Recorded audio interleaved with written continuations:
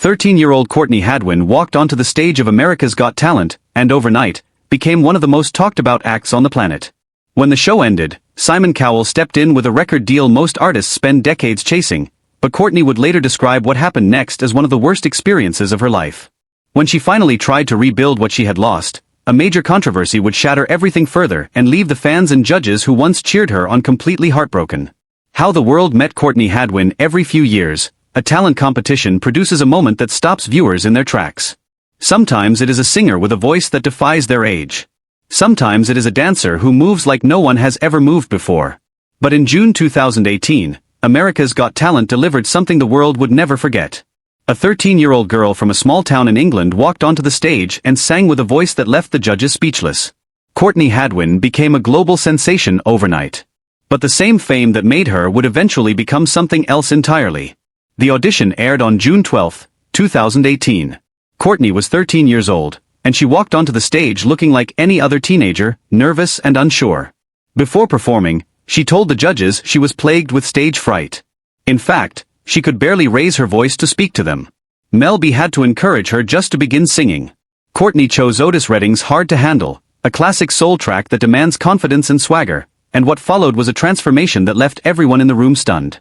As soon as she started singing, the shy teenager disappeared. Her voice was powerful, her movement electric, and her stage presence unlike anything the judges had seen from someone her age. She dropped to her knees during the performance, a moment that made Simon Cowell exclaim, "Bloody hell!" under his breath. Howie Mandel immediately compared her to Janis Joplin. Mel B looked like she could not believe what she was witnessing. When the song finally ended, the audience was on its feet. Howie Mandel did not wait. He walked over to the golden buzzer and pressed it, sending Courtney straight to the live shows. Backstage, he declared that he had never been more excited in his life. He compared her to Darcy Lynn Farmer, the ventriloquist who had won season 12, and suggested that Courtney was this year's winner. It was the third time Mandel had used his golden buzzer on a singer who went on to become a frontrunner. He had previously pressed it for Grace VanderWaal, the ukulele-playing singer who won season 10. The audition was broadcast to more than 11 million live viewers on NBC. But the real impact came online. Within 1 week, the audition video had been viewed more than 130 million times across social media and streaming platforms. Eventually, that number would surpass 250 million views, making it one of the most watched auditions from season 13. Just like that, Courtney Hadwin was no longer a shy teenager from England, she was a global phenomenon. As the season progressed, she continued to deliver. In the quarterfinals, she performed James Brown's Papa's Got a Brand New Bag. All 4 judges gave her standing ovations. She advanced to the semifinals alongside Amanda Mina. In the semifinals, she took on Steppenwolf's Born to be Wild. She performed with a high-pitched scream and her signature dance moves. Howie Mandel told her she was born to be wild and once again predicted she would be the winner. Simon Cowell called her a bundle of excitement, describing her as raw and messy.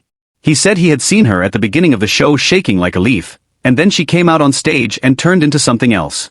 That, he said, was why he absolutely loved her. Heidi Klum praised her for bringing gritty rock and roll when most girls her age sang pop. Mel B offered the only critique, noting that she could feel Courtney's nerves during the performance. But the audience disagreed, and she received enough votes to advance to the finals. In the finale, she performed Could Have Been Me with the band The Struts, followed by Janis Joplin's Piece of My Heart. The judges had praised her all season. The audience had voted her through every round. The online views had shattered records, and she was the frontrunner to win the $1 million prize. But when the results were announced, something completely unexpected happened. Courtney Hadwin finished in 6th place. The winner was Shin Lim, a close-up magician who had delivered stunning performances throughout the season. A journalist present at the Dolby Theatre during the finale later reported that the collective gasps from the audience were deafening when Courtney was eliminated. Fans took to Twitter, calling the result ridiculous and expressing shock that she had failed to even make the top 5. The girl who had been predicted to win from the very first audition was sent home without a trophy. But what happened next was even more shocking than the elimination itself. The girl who had been too shy to speak to the judges, who had transformed into a powerhouse on stage, would begin an extremely challenging journey that no one could have prepared her for. The shocking aftermath and collapse after Courtney Hadwin finished 6th on America's Got Talent, the record deals came quickly. Simon Cowell, the man who had called her a lion on stage, decided to partner with Arista Records to sign her to a multi-contract deal. The announcement was made on December 17, 2018, just months after the finale. Courtney was 14 years old, and she spoke about how super excited and lucky she felt to join the label. Simon Cowell, on his part, said she was an amazing artist and that he would never forget her first audition. He said it was fantastic that they now had the opportunity to work closely with her. Everyone seemed excited about the deal, but then, shortly before Courtney's 16th birthday, everything fell apart. The labels involved, Psycho Music and Arista Records, underwent severe structural changes. Psycho Music was winding down its operations around that period, leaving artists without label support. Courtney, who had signed her deal with the expectation of a major label push, was suddenly without a team. The deal that was supposed to launch her career had folded. In interviews years later, she described how the collapse of the label made everything harder. She said she constantly felt like she had to prove herself a little bit more every single day, and that the collapse left her in a more difficult position than before her America's Got Talent appearance. Instead of bouncing back and reinventing herself after the collapse, Courtney began facing a creative identity crisis that no one had prepared her for. After the finale and her signing, she was shuttled into writing sessions with pop-leaning songwriters and producers. These were not the people who understood her sound. She later explained that she was put into big writing camps with songwriters and producers who did not necessarily know her sound. She said she would go into sessions and basically just be given songs she could not relate to at all. She described the music as pure Ariana Grande pop, which she said, just was not her at all. The music that had made Courtney famous was not pop, it was soul, blues and rock and roll from a different era. She had discovered her musical identity by watching black and white YouTube videos of James Brown, Tina Turner, Etta James and Aretha Franklin.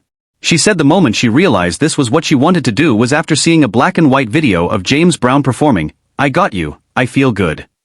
That was her sound. But the industry wanted something else. Something more modern and relatable. But in the process, they nearly erased what made her special. When she finally started creating her own music, there was another challenge. She had to figure out how to make soul and blues sound relatable to the century they were in without sounding too old. It was a delicate balance, and for years, she struggled to find it. She was placed in rooms with writers who did not know her and was forced to navigate an industry that had already discarded her once. The turning point came when she met producer Kevin Bowe. Bowe had credits with Etta James and Joe Cocker. He understood the music that Courtney loved, and she later admitted that this was the moment songwriting truly began to matter. With Bowe, she was finally encouraged to contribute, to actually write alongside him rather than having session writers figure it out for her. It was a different process that required her to open up in ways she had not been asked to before. Courtney later confessed that songwriting had never come naturally to her. Her main priority was just being on stage. But over time, something shifted, and now songwriting is something she cannot live without. She worked tirelessly on her debut album, writing since she was approximately 15 years old. In September 2025, the album titled Little Miss Jagged was finally released.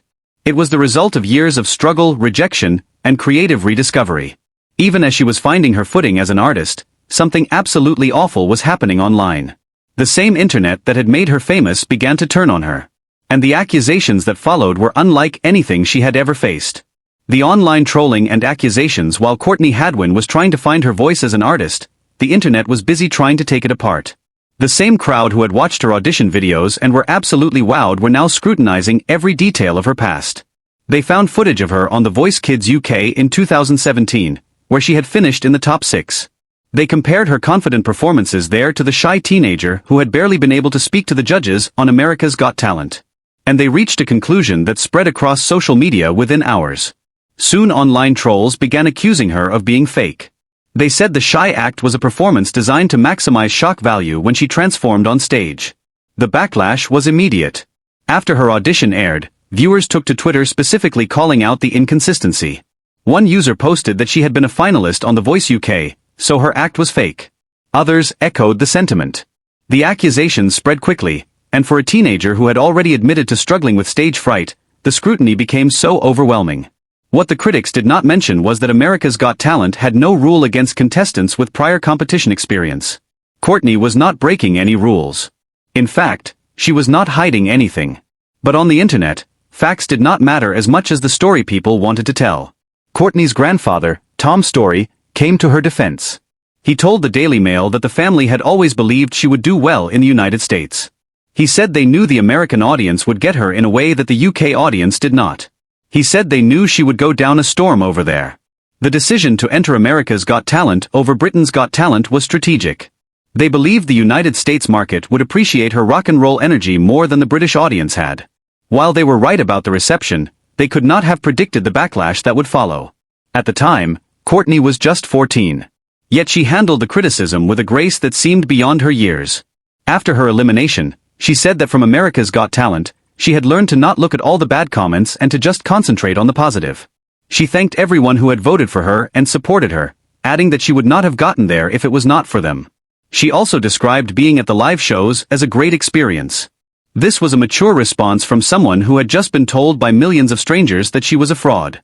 Yet, the accusations did not go away, if anything.